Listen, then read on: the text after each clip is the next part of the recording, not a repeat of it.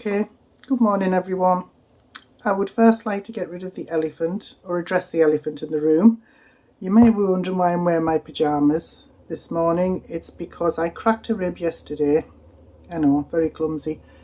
And it really hurts to get dressed and undressed. So I thought I really want to make a video, so I'll just do it in my night clothes. I don't think anybody's going to complain. You're not going to complain, are you? I hope not. Anyway, today what I thought I would show you how to do is just make a simple envelope. Different ways to make envelopes, and I will leave links to some other ones in the description. But we are going to make this one, and it's the same process no matter which size envelope you want to make it for. Let's see which size card you want to make it for. But that's a good start, isn't it? So we have a nice big daddy card, a little medium mummy card, and a teeny tiny baby card. And as I said, no matter which size you are trying to make for, the process is exactly the same. What I thought we would do is make an envelope for this card. This is not a card making tutorial.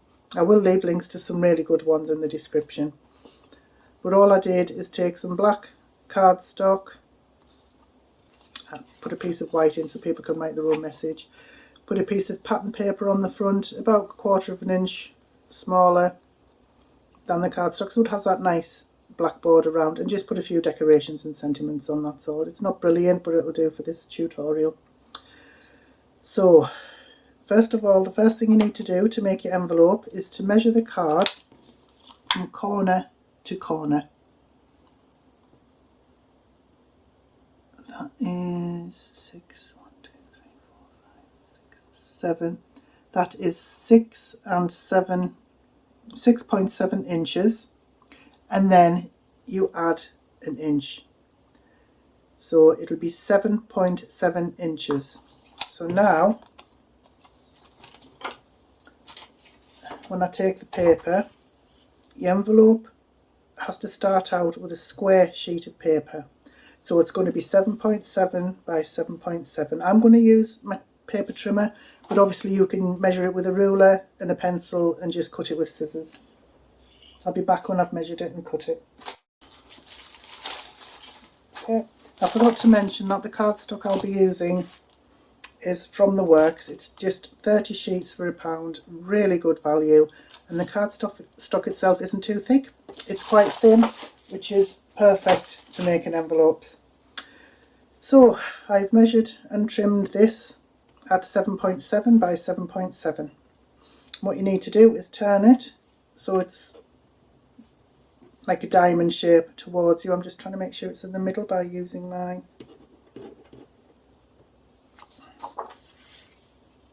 cutting mat.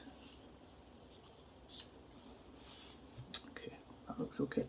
So then you take your card and you have, this is the bit I always mess up, you have to put it as accurately as you can into the middle of the cardstock, because if you are off, then the measurements will be off and your card might look a little bit lopsided. I'm not really bothered if I do that in this tutorial, because it's just to show you the process. First thing you need to do is take the bottom and fold it over the card so it's as accurately in the middle as you can get it, and then crease it right the way along to either end, and you just do that with each corner. Whoops. Yeah, it's going to be hard to keep it in the middle, but yeah.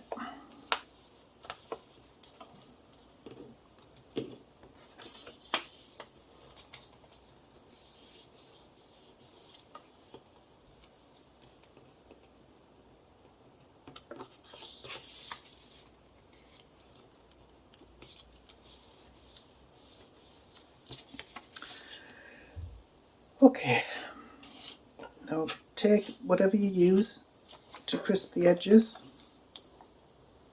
I use my bone folder, Crafter's Companion one. Like I said countless times before, you can use a ruler, store card, bank card, anything with a flat edge, just to flatten these edges down.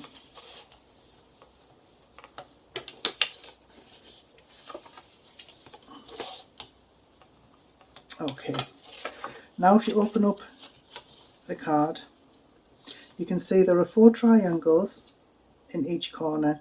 These have to be cut out as well as you can. I'm going to speed up the video so you don't have to watch me doing it in real time.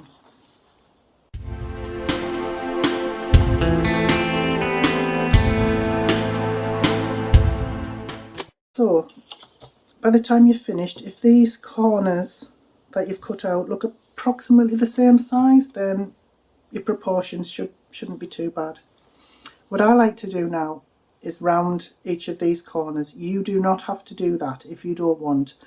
If you do, you can use scissors. It's quite tricky. I don't like doing it like that. I will leave links to a video online that will show you how to round corners without using a dedicated corner punch, but that's just what I'm going to use for this.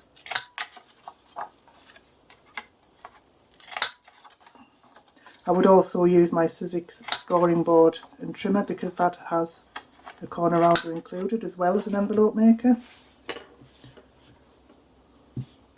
Okay, so now you are left with that. So what needs to happen now is these need to, you can see it's not quite accurate there, but never mind. Like I say, it's just to show you the process. And the bottom is going to go up there and the top is going to go down there. So what we need to do, I'm just going to take my glue runner. You can use wet glue, double-sided sticky tape, doesn't really matter.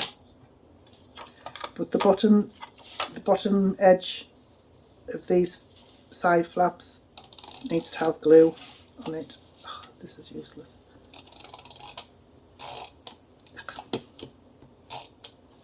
Oh, I wish I hadn't bought this. It's really bad. Never mind. And then what you do is you take the bottom and you fold it over and you stick it down. That's it. That's your envelope. If you do find you've been a little bit off with your measurement, which I always am, that's why I use an envelope punch, you can just trim it off. Just being careful not to cut through the envelope. And there, that looks fine, doesn't it? Looks okay. And there's your envelope. Now let us see, this is the moment of truth, to see if the card will actually fit into the envelope. Oh, and it does. Oh yes, lovely, absolutely perfect. I'm really pleased with that. Excellent.